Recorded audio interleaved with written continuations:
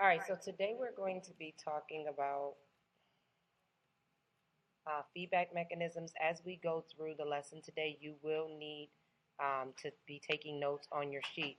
Now, before we get into this, for your homework, you talked about specific cells and how cells were specialized. Raise your hand and tell me, what does that mean?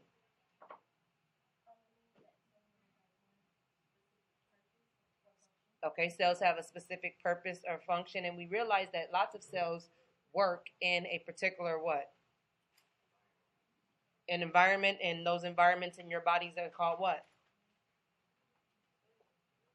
But your cells work in particular environments, and those environments are called systems, specific systems. What are some of the systems that your cells work in? Immune system, nervous system, circulatory, digestive, respiratory. All of those systems are very specific systems that your cells are only specific to those systems. And that's what we're going to be looking at on today. And as we go through, again, you want to make sure you are taking notes on your note sheet. And we'll go through as far as what your task will be also.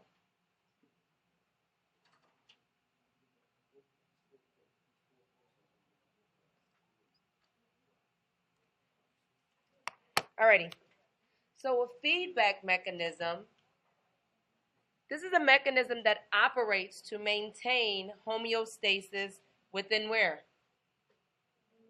What do you think? What have we been talking about? Within your cells. And what else have we been talking about? Where do your cells work? In your body.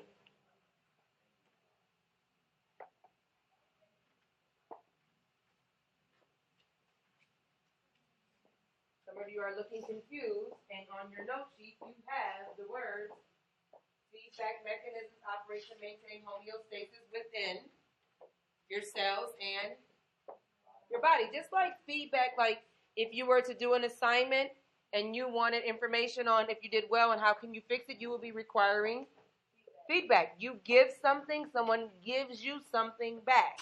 That's what your body does. Your body does feedback. Something happens, your body responds to fix it or to maintain homeostasis. What's homeostasis? But what is homeostasis? You give me a specific example. It's a balance. Your body wants to always be balanced.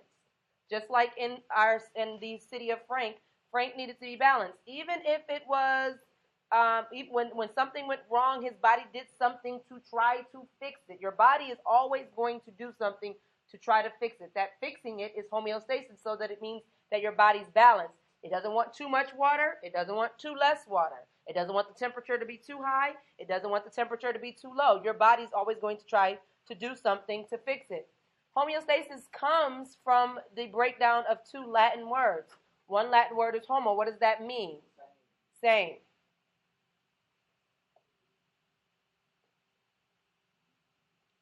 It also comes from the word stasis, and this actually means standing.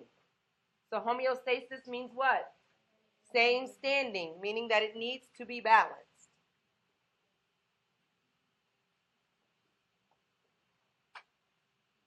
Everyone good?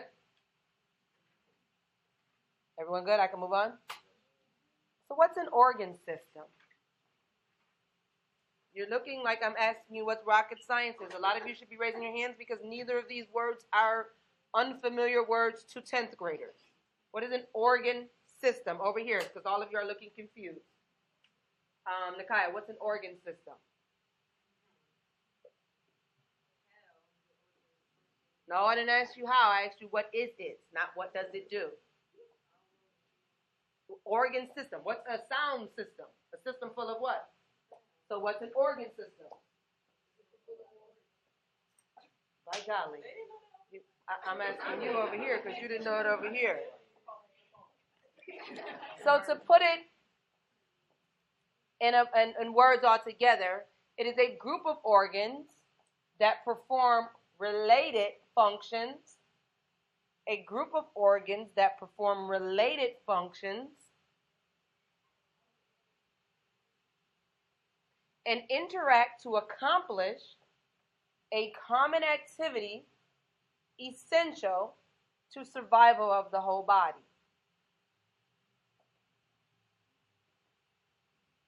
So the organs in the digestive system are going to function together for digestive. That is that related functions. They're going to interact, meaning they're going to act with each other to accomplish a common activity essential to survival of the whole body. That common activity for the digestive system would be digestion. If we think about the city of Frank, Ozzy, Osmosis Jones, was part of what organ system? Immune system. He worked with other white blood cells. Those are these cells working together. But they work together. Cells build up to make tissue. Tissues build up to make organs. Those organs are going to work together. Just like cells are going to work together in different systems, these organs are going to work together in different systems. So they function together. They interact. So the immune system builds up organs. They interact with one another so that they can accomplish a common goal within that system so that the body stays alive. That's the major goal. The body stays alive. So again, I'll read it. Groups of organs that perform related functions and interact to accomplish a common activity essential to survival of the whole body. It also is important to understand that they do not act in isolation of one another. And what that means is, although you may have one organ acting in one system, it is working with the other organs as well. It's not just acting by itself. It may also be part of another organ system to provide assistance for that system's function. But they don't work by themselves. Your brain is not the only thing that helps you to think. In many of your cases, I'm not sure that your brain is working right now. You said it's not working today? You said it's not? I know. I could tell. And there are 11 human body systems, and we're going to be jotting down those 11. So on your paper, you'll notice you have 11 spaces that have a blank and a system. Do you see that? There's also a little bit of space underneath each system. Underneath those, I'm going to be giving you a whole list of organs within that organ system. You're going to write down about 2 or 3. All right? Underneath each. So the first system that we're going to look at is the circulatory system. Circulatory system.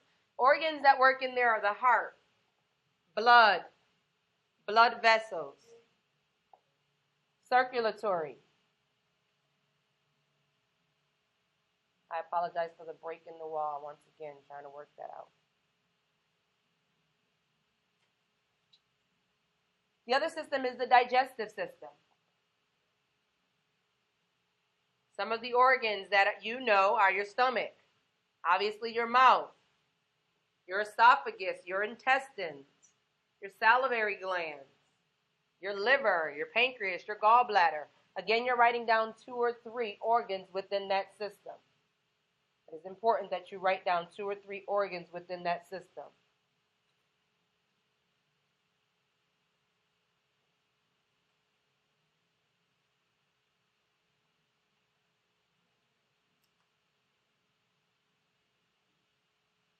Another system is the respiratory system. Respiratory is the system that's there for you to breathe in oxygen and let out carbon dioxide. Your nose is obvious. Your lungs is obvious. And then you have other things like your pharynx and your larynx and your trachea and your bronchial tubes, which is your bronchi.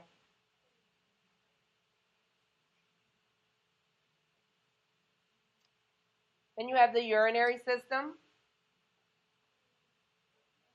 Remember, the lesson is taped, so if you ever need to go back, it will be on the website, on the YouTube channel, so you can always go back.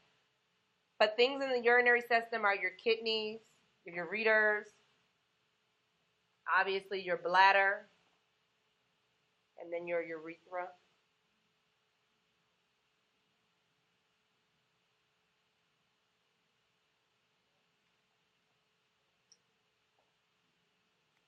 You have your skeletal system, and here you have your bones, cartilage, and joints. Skeletal system. Bones, cartilage, and joints.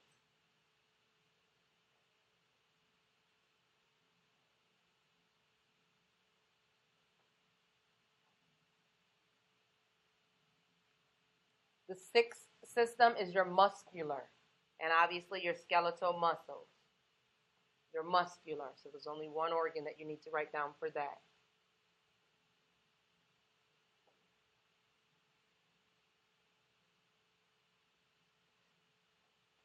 Can I move?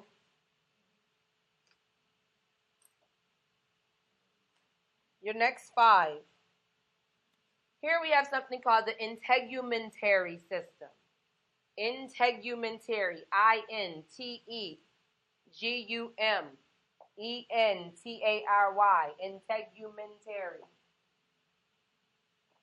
Your skin is your largest organ. Hair and nails. But this contains your largest organ, which is your skin. You might want to know that. Your skin is your largest organ. You also have your immune system, which we've been talking about in great detail. Organs in your immune system.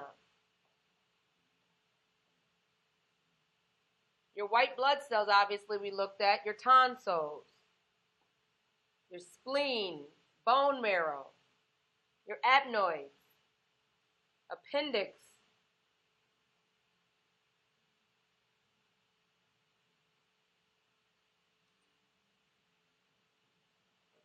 Your thymus. Then we have the nervous system. This system is not scared and always worried if something is going to happen. That was a joke. I didn't get it. You're not thinking. Obviously, you have your brain, your spinal cord.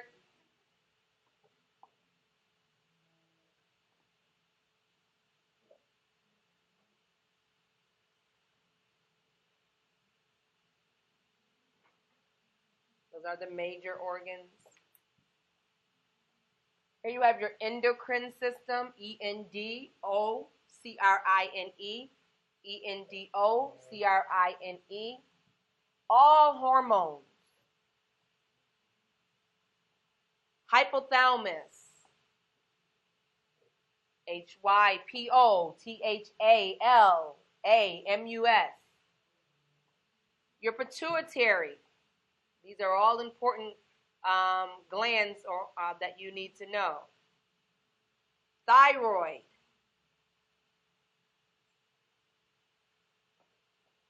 Your pancreas is part of it. Notice your pancreas is also part of what other system?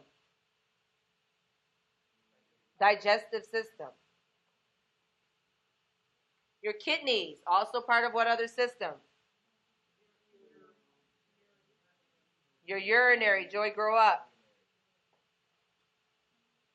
Your intestines and your heart and your skin are also part of this system as well, but they're also part of other systems. That's that part telling you that they do not work alone. Sometimes they interact with other systems, and they also interact with other organs. And then lastly, your reproductive system. Notice in males and females, obviously, there's different organs. Males, you need to write at least one from the female. Female, you need to write at least one from the males. And all of the organs in the reproductive system have to do with reproducing offspring, having babies.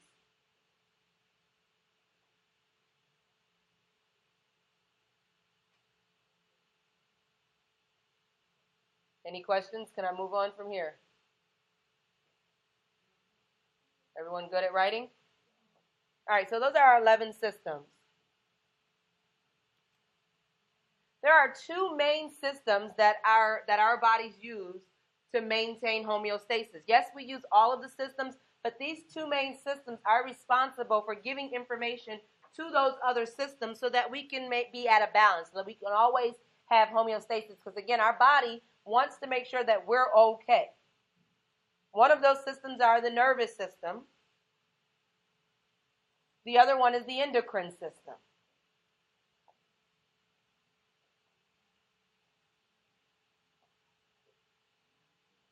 Now, all of the systems do something to maintain homeostasis. So if something's going on where that other system needs to kick in, it will be doing something to maintain homeostasis. But these two systems are the major ones that the other ones feed off of to be able to do this. So your body's feedback mechanism does these two major things to give information to the other systems to help it maintain homeostasis. Which system is it that you think is the one that controls internal and external environments using electrical signals called neurons? The nervous system. And which one, obviously, is the one that uses chemical reactions, controlling hormonal chemical reactions? Endocrine system.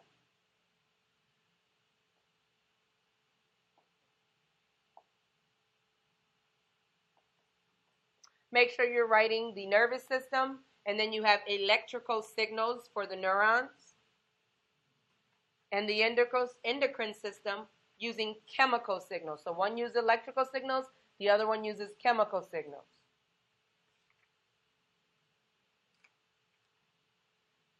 Now we should be turning over to the back.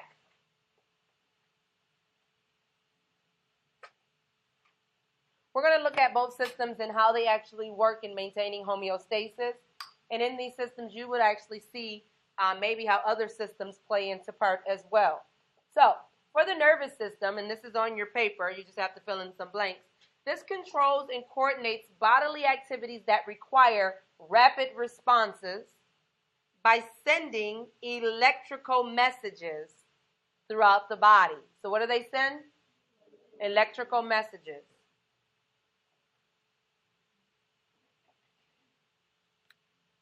They also detect and initiate reactions to changes in external environment through electrical impulses and signals.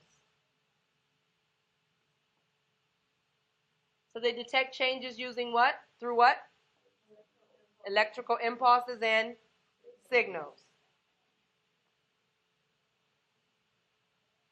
What were the things that they used to detect and to grab these signals and send these signals?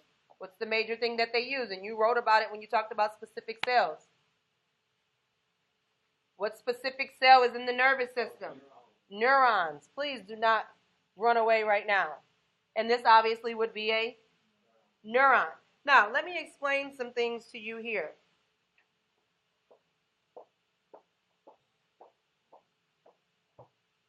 The neuron looks like a tree branch. And when you look at it, it has these dendrites on the outside. The dendrites actually comes from a Latin word that means branches. And that's exactly what they look like. When you also look in the middle, it actually has a nucleus, obviously. Then it has this long portion here. This is called an axon. Just like in a car, you have an axon that connects the what? The wheels. So an axis that connects the wheels. And you have an axis that connects something. So this axon is going to connect it to another what? Neuron. Because I just told you that it sends and it receives chemical signals. It's going to receive a signal. That signal is going to shoot down and send it to another neuron. And that's how our body communicates and gets information throughout our body by using these nerves. Here you have something called a myelin sheath, which wraps around this axon so it cushions the signal. So what's going to happen is a signal information would come in, whatever that signal would be, whether it's pain, whether it's hunger, whether it's hot, whether it's cold, whatever the signal is, and see how it's pulling in from other systems as well. But this system is going to feed information to those other systems. So let's say you bump your knee. Well, when you bump your knee, that nerve is going to be triggered. It's going to say pain, pain, pain, pain, pain, pain, pain. So it gets to your brain, so your brain can say, ouch. Does it take that long? No. You bump your knee, you say, ouch. It goes that fast. Let's say you damage this nerve in your knee or in your elbow or in your finger. You bump your knee, what's going to happen? Either the signal is going to go slow, did you get up? Or the signal is not going to happen at all. What could be the problem if the signal doesn't happen? But what could be the problem coming after that. If you bump your knee or you cut your knee or you cut yourself, but those nerves are damaged, you could really hurt yourself because you would never get that signal that something wrong. Let's think about it this way. Let's say this is a stove, and I've damaged my nerve signals on my hand, or I've damaged my nerve signals on my arm, and I'm standing here like this, and the stove is on. I could be doing some serious damage right here, and you'd be like, "Hey, Miss Wiggins, it's hot." Like, but my hand could probably be already burned up and already a problem where I may have to get that hand cut off. So you see how these nerves or neurons would be very important. Notice a cut on your hand, but you never noticed before. That may have just been the signal was very small that you just didn't like. Oh wow, where did I get that from? The signal is just so small, or the nerve is so small.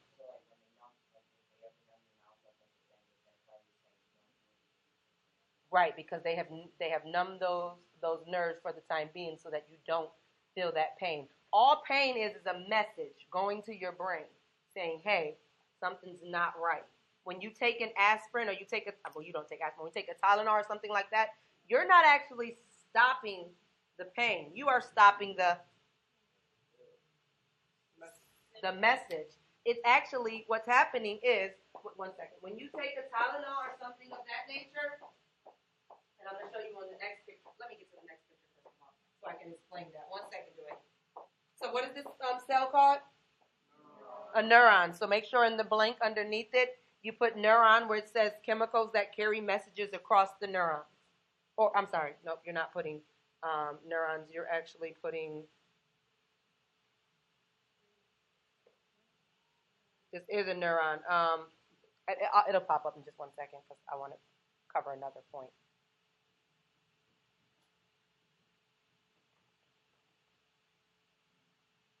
This is what I want to talk about for 1 second.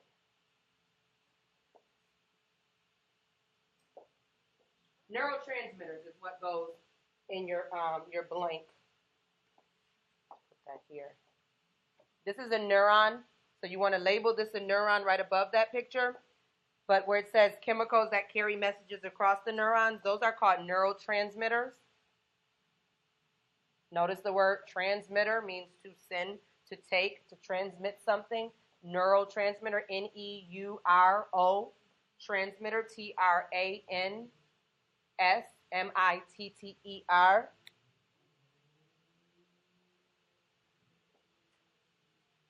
It's on here too. So, looking at this picture here,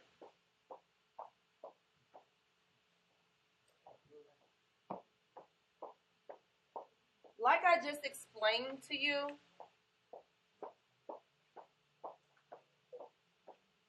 when a message comes in, it goes from the dendrite down through the cell, down through the axon, onto another cell, and it keeps moving until it gets to your brain for your brain to pick up the signal. This here is just an enlarged portion of this. It's coming down the axon. From this axon, those chemical signals are called neurotransmitters. So, and you saw this in your specific cells. Those neurotransmitters jump through this gap here and link on to the next cell to get that message. But when you take a Tylenol or something like that, what happens is it blocks here, so that pain cannot link on to that next neuron, so it never goes to the brain to tell you that you're in pain. Same thing when you get surgery, you get a tooth pulled. That pain is there, but the message is not getting across. You understand that? Okay, good. All right. Not in the middle of a lesson. So that gap that's in between there, what did I want to put here? Synapse. And you see it there. S-Y-N-A-P-S-E. Synapse. Which should be right here. That's the gap that is between cells where nerves receive electrical messages. That's just say gap between cells where nerves receive electrical messages. Make sure yours says that. I don't know how that got cut off. So gaps between cells where nerves receive electrical messages. All right. And here's the chemical, and here's the synapse.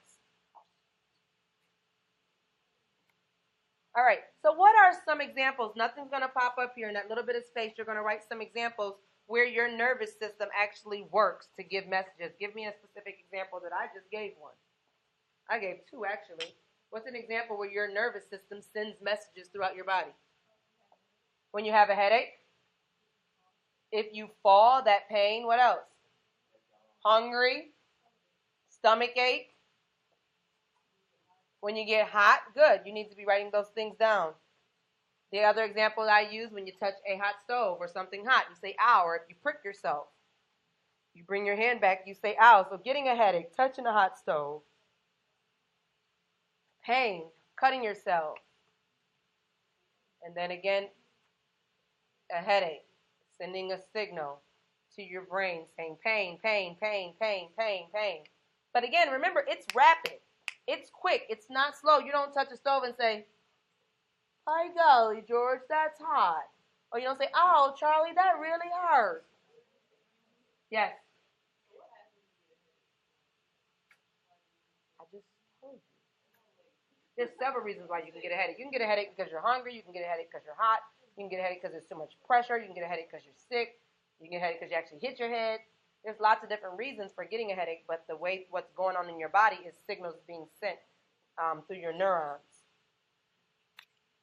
Then the other system that we talked about, the major system, is the endocrine system question. Yes, it lets you know something's not right. All right. The endocrine system is responsible for secreting glands of endocrine hormones. These hormones regulate activities that require duration rather than speed. Your neurons, move your hand, that's hot, that's quick. I'm in pain, we got to do something. That's quick. The secreting of these glands is more not so do something quick, it's more for maintaining. That's the duration. We need this long term. We don't need it quick, we need it long term. It controls the concentration of nutrients. That's the things that we need in our body. That and should not be there. Controls the concentration of nutrients by adjusting kidney function. Controls internal environments, volume, and electrolyte composition. Electrolytes are the major substances that we need in our body to keep us hydrated or not overhydrated. So for an example, in our digestive system, and you have this scenario on your paper. But if we look here, I'm going to sit down for a second so that I can point because I can't click from up there. If we look here, this would be a young lady who is eating. So just like you all came from lunch. When she's eating, she's increasing her glucose. Glucose is also known as what? Blood sugar, right. She's increasing her glucose levels. The pancreas is going to pick up that information. The pancreas is like, all right, we're good. We're getting this sugar in. But if it gets too high, that's going to be a problem, and you can go into a coma. So the pancreas is responsible for maintaining homeostasis within the endocrine system. So the pancreas is going to say, uh-oh, too much sugar. So when it gets too much sugar, the pancreas is then going to release insulin to the liver.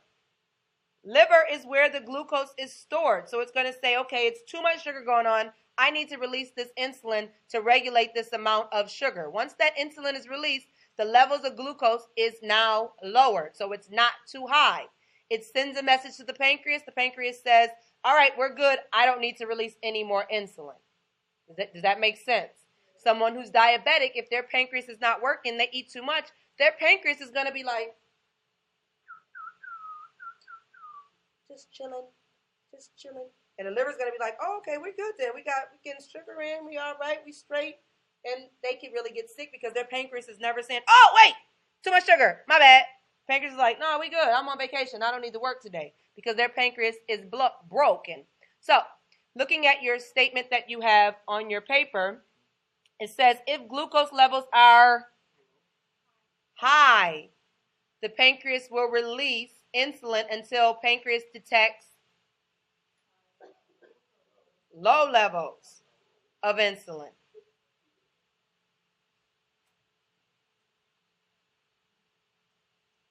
Insulin removes glucose, lowering sugar levels in the blood until what is reached? Homeostasis. Very good. And your liver stores glucose. Stored glucose is called glucagon, and it's up here in the red.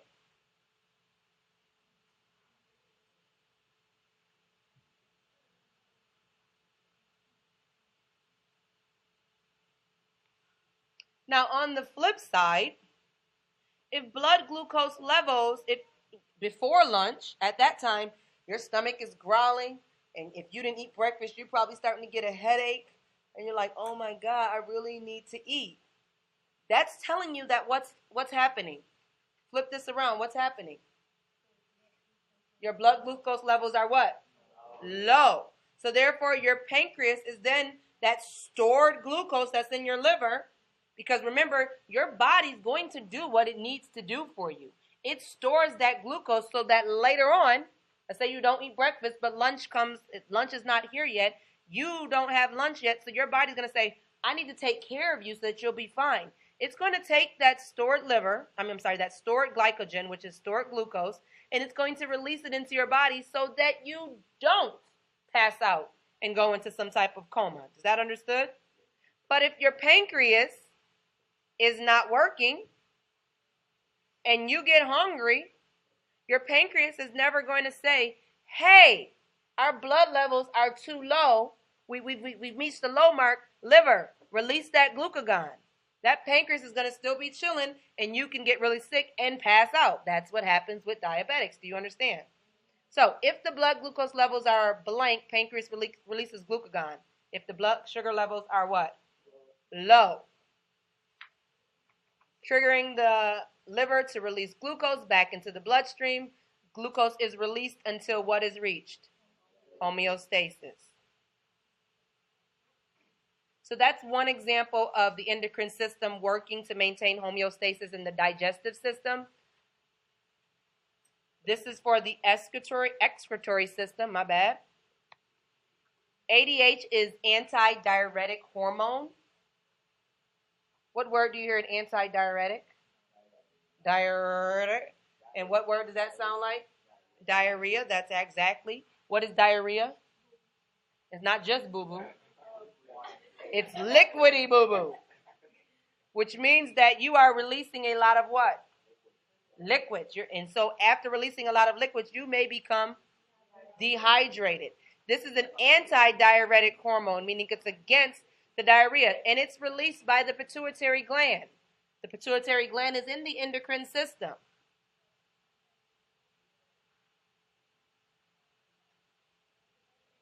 Let's take a look at why it happens. So what happens is the pituitary gland signals the kidney to reabsorb water. So basically it says, hey, we're losing way too much water. Stop it. The antidiuretic hormone says, wait, we got to do something because the pituitary gland says, wait, we got to do something. This body is becoming dehydrated. So the pituitary gland then releases this ADH. When it releases that ADH, it stops the body from releasing water. So it stops you from having diarrhea. It stops you from throwing up. So it starts to reabsorb that water so that your water levels can get back to where it needs to be, which means this is going to then reduce what? I just told you. It's going to reduce dehydration, which means it's going to reduce you from doing what? Diarrhea, dehydration. Not just boo-booing. You don't want to stop boo-booing, but you definitely don't want to have diarrhea. Reduce diarrhea, and I would put dehydration.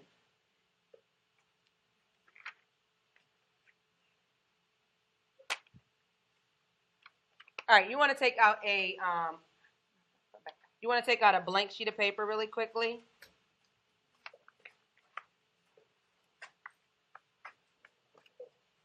While you're doing that, I'm just going to cover a couple things. You don't need to write it.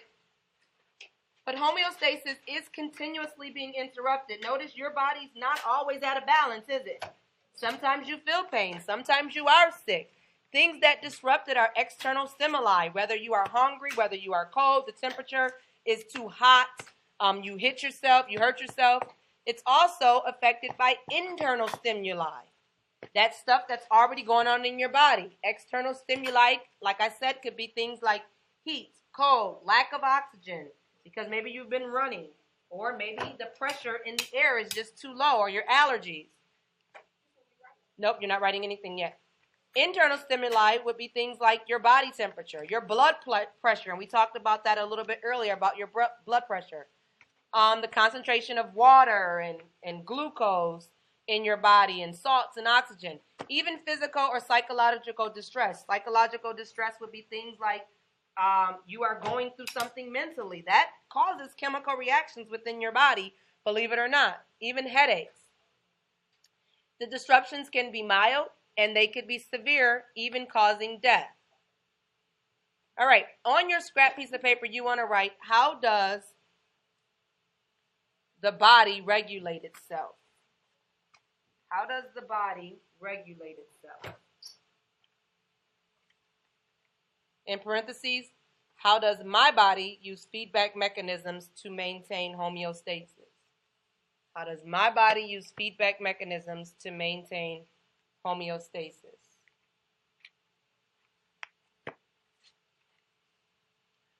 We're going to watch a short video. When watching this video, you are going to be jotting down some things in some ways that your body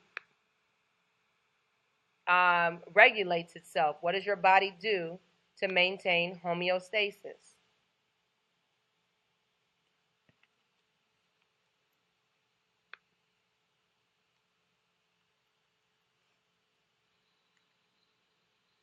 Dear Tim and Moby, what is homeostasis? From Odette. That's a great question, Odette. Just write down some ways that your body maintains homeostasis. All the time. Huh. But things are different inside your body. The conditions in there don't really change at all. In most circumstances, our body temperature stays within a relatively narrow range. That's because humans are warm-blooded animals, just like cats and dogs and camels. Ew.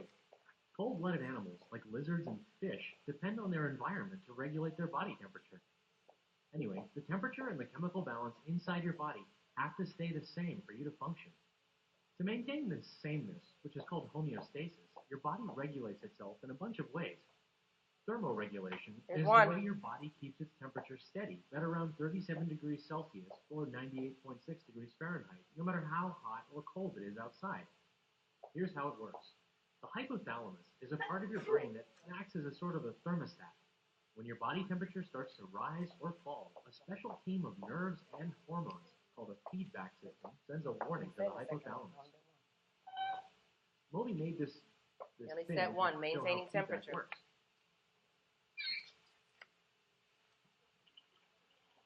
When the water level gets too high, he opens the valve at the bottom to let some out. If there's too little water, he adds more to keep the water at just the right level.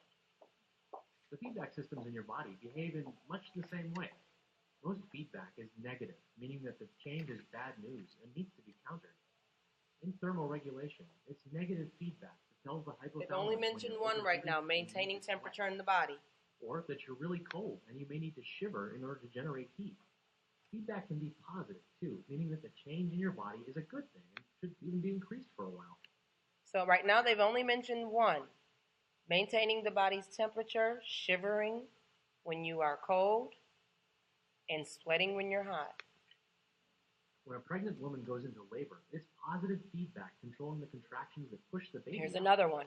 Another part of the hypothalamus's job is to make you run a fever when you're sick. At those times, the thermostat resets itself to a higher temperature to give your body more heat energy to fight infection. But homeostasis isn't just about regulating body temperature. For example, your excretory organs get rid of chemical waste that's poisonous to your body. A part of your brain called the respiratory center makes sure that you have the right oxygen and carbon dioxide mix in your blood at all times. And your immune system defends you from invading viruses, bacteria, and allergens that don't belong in your body. Homeostasis ensures that the environment inside your body remains stable, no matter how crazy the outside world gets. No, I'm not going to feel you don't have a fever. Well, you're not warm-blooded. You don't have blood. Oh, you forgot to turn that water thing off. You just exist to get me in trouble. So some of the ways that they've mentioned were regulating your body temperature. What were some other things? Getting rid of waste. What were some other things? What does that mean? Don't just tell me respiratory. What's happening? What's happening in the respiratory system? Maintaining the right amount of oxygen in your blood. What else? Fever. Contractions with the pregnant woman. All right, now you have a paper in front of you. I'm going to explain it tomorrow. We're going to get started on it, but it's a project assignment. You are going to be creating a comic strip showing how the body uses feedback mechanisms to maintain homeostasis. You're going to be putting down your assigned system in a moment. Your cartoon is going to have to be 4 panels long. It must have captions, and it must be in color. You may not use sweating or shivering, and we will work on this in class. This part of the project will count 2 times, and it will be due on Monday during class, when you come into class. Here is an example of what I am talking about. This example was drawn by my daughter when she was in the 6th grade, and now she's a freshman in college. But here it says, hello everyone, I'm Skin. When it's hot, I sweat. And then it says, and when I get goosebumps and my hair sticks up, or when I get goosebumps, it's because I'm cold and I usually grow fur, or something like that. And then it just has a comic just basically telling us how does this body regulate homeostasis. When it's hot, it sweats so it can cool off. When it's cold, it gets goosebumps and the fur rises on there. Just gives you an idea of what we're going to be doing on tomorrow. Tomorrow I'm going to show you another example, and then in class we're going to get started, and then I'm going to also give you your second assignment. Right now, just hold on to your rubric until you come to class on tomorrow.